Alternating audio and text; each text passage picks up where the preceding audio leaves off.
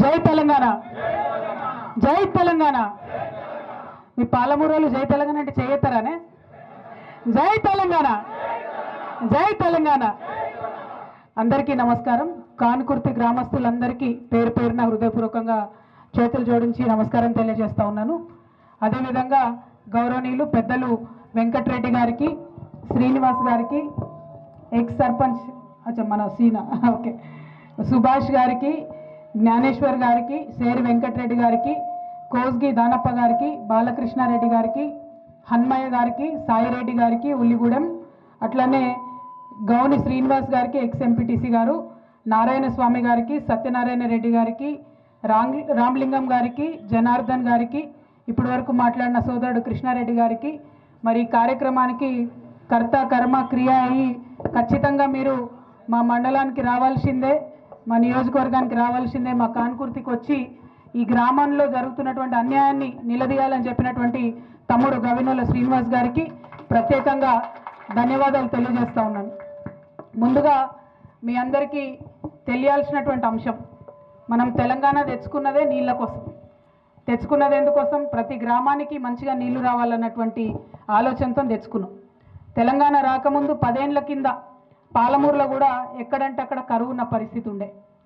ఈ 10 ఏళ్లలో కేసీఆర్ గారు ఉన్న టైంలో మీ అందరు చూసిండ్రు. అంతకుముందు ఎన్నడూ ఎండాకాలంలో నిండని చెర్లన్నీ కూడా మనం నింపుకున్నాం. ఆ చెర్లతో వ్యవసాయం బాగానే సాగించుకున్నాం పాలమూరులో. దాంతోపాటు పాలమూరు రంగారెడ్డి అనేటటువంటి పథకాన్ని మనం ప్రవేశపెట్టుకున్నాం. ఆ పాలమూరు రంగారెడ్డి పథకంతో మహబూబ్నగర్ జిల్లాలో దాదాపుగా 9 లక్షల ఎకరాల కోసం, రంగారెడ్డి జిల్లాలో 3.5 లక్షల ఎకరాల కోసం, నల్గొండ జిల్లాలో ఇంకొక 60,000 ఎకరాల కోసం, అంటే మొత్తం కలిపి దాదాపుగా 13 లక్షల ఎకరాల కోసం పాలమూరు రంగారెడ్డి అనే పథకాన్ని మనం పెట్టుకున్నాం. ఎట్లయితే ఉత్తర తెలంగాణలో కాళేశ్వరం ఉన్నదో, దక్షిణ తెలంగాణలో మన పాలమూరుకు రంగారెడ్డికి నీళ్ళు రావాలంటే పాలమూరు రంగారెడ్డి పథకం రావాలని ఆలోచనతో మొదలుపెట్టినాం. కేసీఆర్ గారు మొన్న దిగిపోయే నాటికి 95% పనులు పాలమూరు రంగారెడ్డిలో అయిపోయినాయి. ఇప్పుడు ఎట్లుందంటే ఏనుగు వెళ్ళింది తోక చిక్కింది అన్నట్టుంది. మరి కేసీఆర్ గారు దిగంగానే పాలమూరు బిడ్డను, నేను పాలమూరు పులి బిడ్డను అని చెప్పుకునేటటువంటి రేవంత్ రెడ్డి గారు పదవి ఎక్కిండ్రు. ఆయన ఎక్కిన తర్వాత ఆయన ఆలోచన ఏముండాలని మేము కోరుకున్నామంటే, ఆ మిగిలిన 5% పనులు చేసుకుంటే తక్షణమే పాలమూరు జిల్లా మొత్తం కూడా పచ్చబడుతుంది, దాంతోపాటు రంగారెడ్డి మంచిగా అవుతుంది, దాంతోపాటు నల్గొండలో ఒక 60,000 ఎకరాలకు నీళ్ళు వస్తాయని మనం అనుకున్నాం. కానీ ఆయన కేవలం ఒకటే పంతం పట్టుకున్నాడు, పాలమూరు రంగారెడ్డి అనేటటువంటిది పూర్తయితే ప్రజలందరికీ కేసీఆర్ గారే గుర్తొస్తాడు కాబట్టి పాలమూరు రంగారెడ్డిని పక్కకు పెట్టడం వల్ల ఏం జరిగింది? ఇవాళ పాలమూరు రంగారెడ్డిలో డిజైన్ చేసిన దాని ప్రకారం 1,00,000 ఎకరాలు, 1,17,000 ఎకరాలు కొడంగల్లో సాగైతుండే, 60,000 ఎకరాలు మన నారాయణపేటలో సాగైతుండే.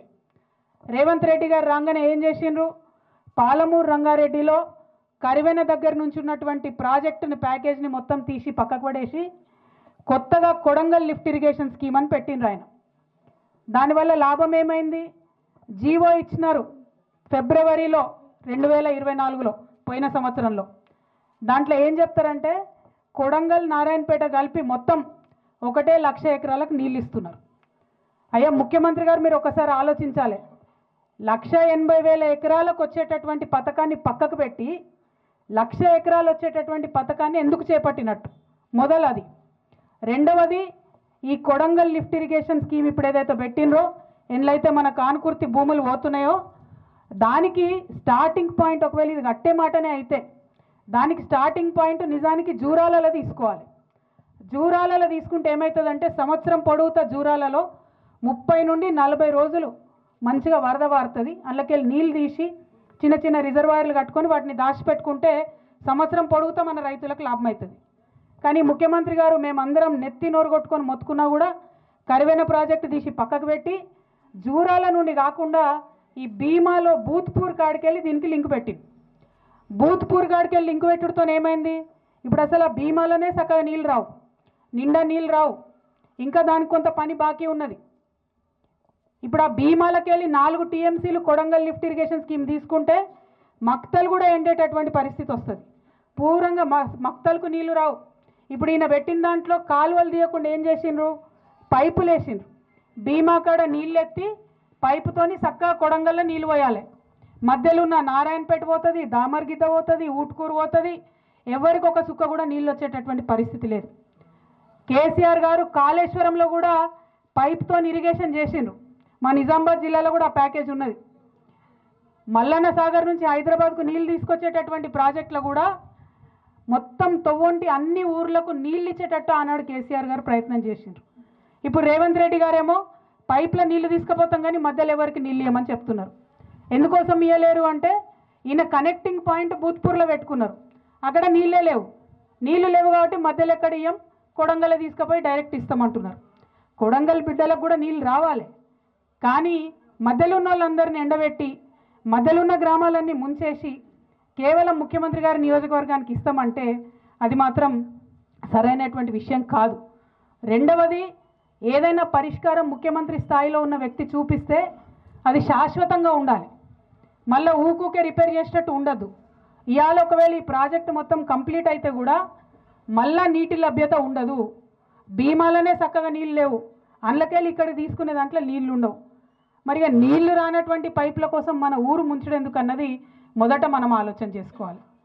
రెండవ అంశం, మీ అందరినీ నేను కోరేది, ఎక్కడైనా ప్రాజెక్టులు కట్టినప్పుడు తప్పకుండా కొంతమందికి నష్టం జరుగుతుంది, కొంతమందికి లాభం జరుగుతుంది. కానీ ఈ ప్రాజెక్టు వల్ల మాత్రం మెజారిటీ ప్రజలకు నష్టం జరుగుతుంది తప్పితే లాభం జరుగుతలేదు. ఇలా ఇంకొక ముచ్చట కూడా మీరు దయచేసి గమనించాలి, అందరు పెద్దలు ఉన్నారు. ఈ జీవో వెంకటరెడ్డి అన్న 2024లో ఇచ్చినటువంటి రోజు 1,00,000 ఎకరాలకని జీవో ఇచ్చి దానికి ఉండే కాస్ట్ అంటే ఎంత అవుతుంది అంటే 2,900 కోట్లతో కడతాం ప్రాజెక్ట్ అని చెప్పిండ్రు. అది జీవో ఇచ్చిర్రు బాజాప్తా. ఈ సంవత్సరం నడ లోపల ఒక తట్టెడు మట్టి కూడా ఎక్కడ ఎత్తిపోయలే, ఎక్కడ పని చాలుగాలే, ఎక్కడ ఒక టిప్పర్ వచ్చి ఒక స్పూన్ మట్టి కూడా తీయలే. కానీ ఇవాళ ఆ ప్రాజెక్టు కాస్ట్ 4,500 కోట్లు అయిపోయింది ఆల్రెడీ. ఎట్లా పెరుగుతుంది ప్రాజెక్ట్ కాస్ట్? 1,500 కోట్లు. ఎందుకోసం పెరిగింది, ఎవరి కోసం పెరిగింది? ఆ 1,500 కోట్లకి వెళ్ళి మరి మన కానుకూర్తోళ్లకు ఎకరానికి 40 లక్షలు ఇస్తారా? అటువంటి ఆలోచన లేదు. ఆ పెరిగినటువంటి 1,500 కోట్లు పెద్దవాళ్ళ జేబులలో పోతున్నాయి తప్పితే మనకిచ్చే ఆలోచన ముఖ్యమంత్రికి లేదు. ఎందుకు ఈ మాట చెప్తా ఉన్నా అంటే, ఈ ప్రాజెక్ట్ ఏదైతే కట్టినరో, ఈ పెంచిన 1,500 కోట్లు ఏదైతే ఉన్నదో, ఇద్దరు గుత్తేదారులకు ఇచ్చిండ్రు ఈ ప్రాజెక్టు, ఇద్దరు కాంట్రాక్టర్లకు. వాళ్ళిద్దరికీ చెంచా మట్టి తీయకున్నా, తట్టెడు మట్టి ఎత్తకున్నా 600 కోట్ల రూపాయలు ముందే అడ్వాన్స్ ఇచ్చేసిరు వాళ్ళకు. అడ్వాన్స్ ఇచ్చి సంవత్సరంన్నర అవుతుంది, పని మాత్రం చాలు చేయలేదు. మరి నేను అడిగేది ఒకటే, ఆ పెద్దవాళ్ళ మీద ప్రేమ ఎందుకు, ఈ పేదవాళ్ళ మీద ప్రేమ ఎందుకు లేదు ముఖ్యమంత్రి గారు? మీరు ఇదే జిల్లా బిడ్డ అని చెప్తున్నారు, ఇదే జిల్లాలో ఉన్న నేను పులి బిడ్డను, నేను ఇది చేస్తా అది చేస్తా అని చెప్తున్నారు. మీరు నిజంగా పాలమూరు బిడ్డ అయితే ముందు పాలమూరు రంగారెడ్డి స్కీము తొందరగా పూర్తి చేయండి. దయచేసి 9 లక్షల ఎకరాలకు వచ్చేటటువంటి ఆ పథకాన్ని తొందరగా పూర్తి చేయండి. రెండవది, ఈ కొడంగల్ లిఫ్ట్ ఇరిగేషన్ స్కీము ఈ డిజైన్లో 80,000 ఎకరాలకు తక్కువ నీళ్ళు వస్తున్నాయి ఇదివరకు ఉన్నదానికన్నా. కాబట్టి తక్షణమే మక్తల్లో, నారాయణపేటలో, ఊట్కూరులో, దామరగిద్దలో మరి అందరికీ కూడా నీళ్ళు వచ్చేటట్టుగా ఈ ప్రాజెక్టు స్కోప్ను పెంచాలని కూడా నేను డిమాండ్ చేస్తూ ఉన్నాను. మరి దీంతో పాటు ఎవరైతే ఇవాళ భూములు కోల్పోతున్నటువంటి ప్రజలు ఉన్నారో వారందరికీ మళ్ళీ ఒకసారి ప్రభుత్వం పిలిపించి ఖచ్చితంగా చర్చలు చేయాలి. అన్న చెప్పినట్టు హైదరాబాద్కు దగ్గరగా ఉన్నది, భూమి విలువ పెరిగినటువంటి పరిస్థితి ఉన్నది. ఇటువంటి సందర్భంలో ఇదివరకు మల్లన్న సాగర్ నిర్వాసితులకు కూడా ప్రత్యేక ప్యాకేజీలు ముఖ్యమంత్రి గారు ఆనాడు కేసీఆర్ గారు చొరవ తీసుకొని ఇప్పించడం జరిగింది. అదేవిధంగా ఇప్పుడు కూడా ఎకరానికి అన్నవాళ్ళు డిమాండ్ చేసినట్టు 35 నుండి 40 లక్షల రూపాయలు ఇస్తే అందరికి కూడా గిట్టుబాటు అయ్యేటటువంటి ఆస్కారం ఉంటుంది.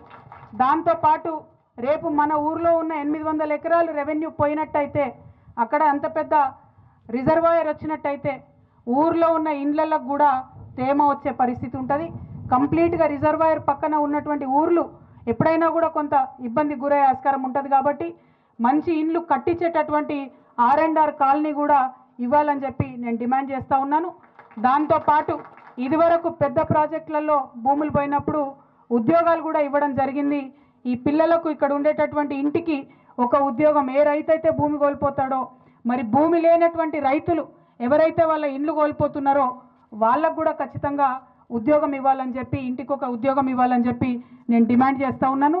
ఇక్కడ ఉన్నటువంటిది ముఖ్యమంత్రి గారు మీ జిల్లా నుంచి, ఇందాక అన్నవాళ్ళు చెప్పినట్టు ముఖ్యమంత్రి అంటే ఆయన మాటనే శాసనం ఉంటుంది, ఆయన మాట్లాడిందంటే అదే గవర్నమెంట్ ఆర్డర్ అవుతుంది.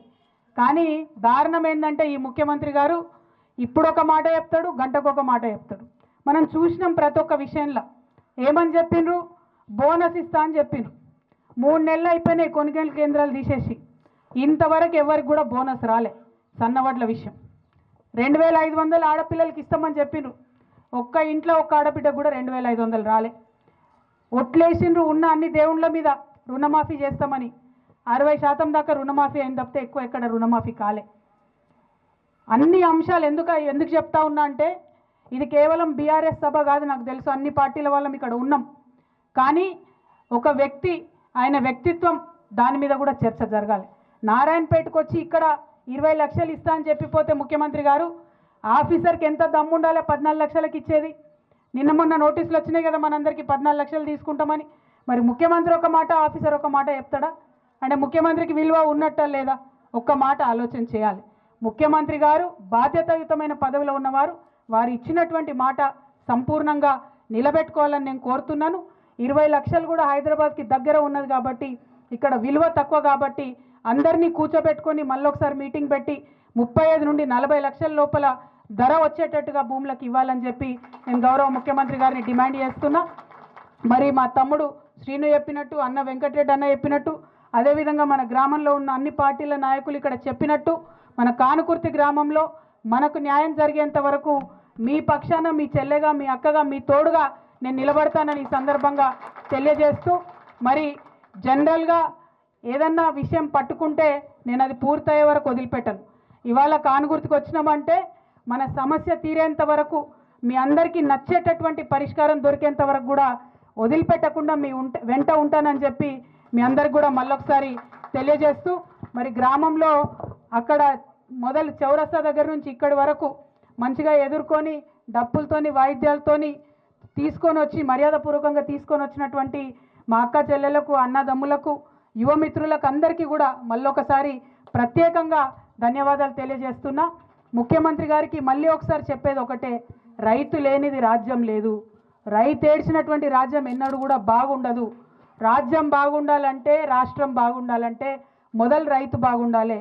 మన పాలమూరు జిల్లా రైతు కంట కన్నీరు గారకుండా చూసుకోవాలని ముఖ్యమంత్రి గారిని డిమాండ్ చేస్తూ, రైతుల పక్షాన నిలబడి పోరాటం చేస్తామని మరొకసారి తెలియజేస్తూ మీ అందరి దగ్గర కూడా సెలవు తీసుకుంటున్నాను. Thank you.